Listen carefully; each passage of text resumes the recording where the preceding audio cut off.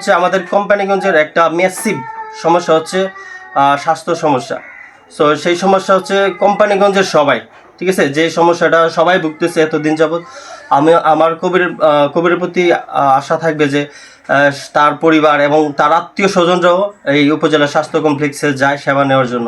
কিন্তু সমস্যাটা হচ্ছে গিয়ে যে আমাদের উপজেলা স্বাস্থ্য কমপ্লেক্সে একজন ল্যাব টেকনোলজিস্ট নাই, তাও সেটা অনেক বছর যাবৎ, মেবি এক যুগেরও বেশি। তো এই বিষয়ে আমি যখন স্বাস্থ্য উপজেলা কমপ্লেক্সে যে পরিচালনা করতেছে, তো তাদেরকে আমি জিজ্ঞাসা করছিলাম গিয়ে যে সমস্যাটা কেন, কিসের সমস্যা, আপনারা এটা সমাধান করেন না কেন। জাস্ট একজন টেকনোলজিস্ট তো চাইলে অ্যাপয়েন্টমেন্ট নিয়োগ দেওয়া যায়, অথচ তারা তখন বললো যে তারা কিন্তু গত 1 মাস আগেও 8জন MBBS ডক্টর নিয়োগ দিছে, ঠিক আছে। আর আমাদের কোম্পানিগঞ্জে এই সরকারি স্বাস্থ্য কমপ্লেক্স ছাড়াও কিন্তু আরও 7-8টা ডায়াগনোজিস্ট সেন্টার আছে।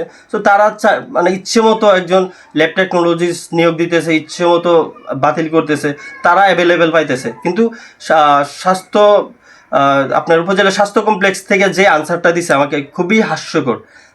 ওনারা আমাকে আনসারটা দিছে যে তারা আমাদের এখানে নাকি ল্যাব টেকনোলজিস্ট থাকতে চায় না, বুঝছেন, মানে খুবই হাস্যকর একটা আনসার। অথচ দেখেন তারা কিন্তু রুগীর সাথে কোনো কমিউনিকেশন করা লাগে না, কোনো কথা বলা লাগে না, কিছু না, তার মতো কাজ করবে। তারা বলে ল্যাব টেকনোলজিস্টরা বলে নাকি আমাদের ব্যবহার খারাপ কোম্পানিগঞ্জের মানুষের, বুঝছেন, খুবই হাস্যকর। সো এই বিষয়টা নিয়ে আমি অনেকের সাথে কথা বলছি, কোনো লাভ হয় নাই। তবে আমি কবির অবশ্যই জানে যে reporters are call second eyes of country, সাংবাদিকদেরকে বলা হয় যে দেশের দ্বিতীয় চোখ, ঠিক আছে।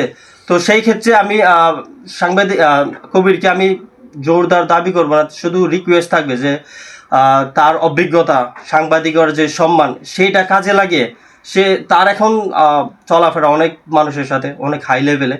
সো সে তার যোগ্যতা পরিচিতি ব্যবহার করে এই সমস্যাটা সমাধান করতে পারে। হয়তো আরিফুল হক আমাদের MP, ইভেন উনি মন্ত্রী হয়েছেন, সো ওনার সাথে একটু বিষয়টা নিয়ে কথা বললেও এটা সমাধান করা যায়, ঠিক আছে। আমাদের এই কোম্পানিগঞ্জের অনেক দূর দূরান্ত থেকে 6টা ইউনিয়নের মধ্যে প্রচুর মানুষ এখানে আসে সেবা নেওয়ার জন্য।